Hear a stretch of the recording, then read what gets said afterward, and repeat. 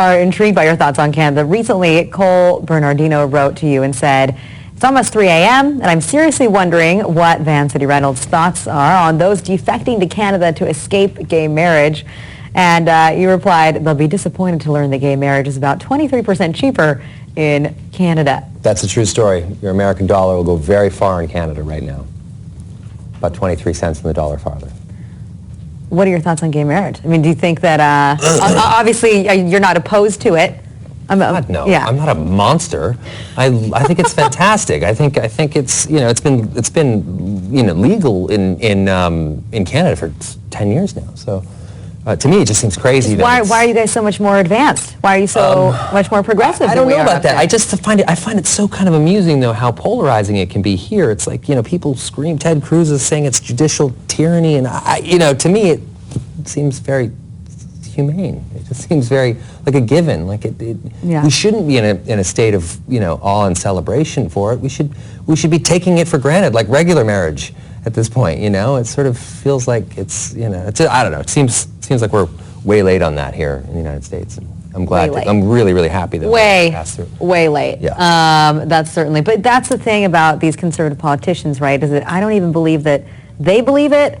It just seems like they're feeling forced to hold on to something to win over primary votes. And a condition of a two-party system that is, it's going to be inherently polarizing. It's just there's no way around it. So yeah. Well, you like to make fun of Mike Huckabee a lot on your Twitter too. Don't make fun of Mike Huckabee.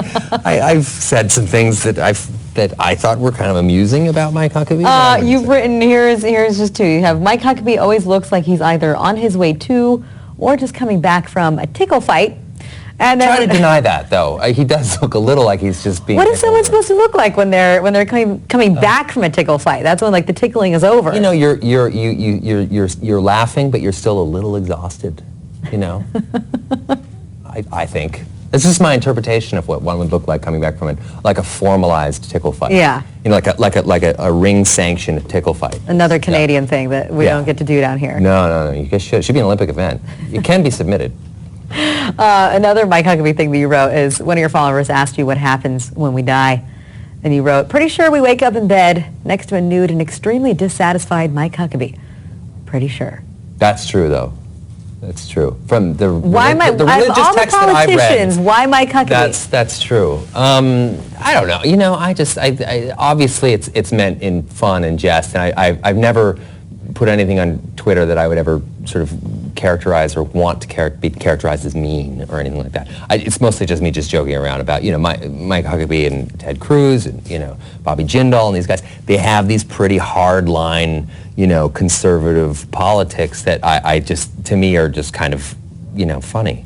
But at the same time I have a great respect for differing points of view. I have friends that are Republicans, I have friends that are Democrats, I have friends that are Libertarian, I have friends that are Independent, I have friends that have no political affiliation at all. So it's just all so in the main. It's all turned into kind of entertainment news to me, and to some degree, and it's me just really just piggybacking on people that do it far better than I do. So.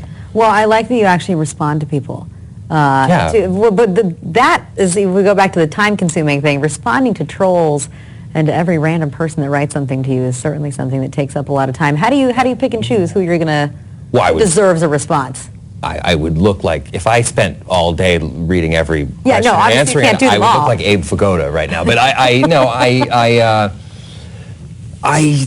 don't know. Sometimes you just see a question. It's mostly that. It's that you just see a question. Whatever catches your eye. And you just think, you immediately think of a funny answer, and then you're like, I'll just write. And do you you tweet in bed?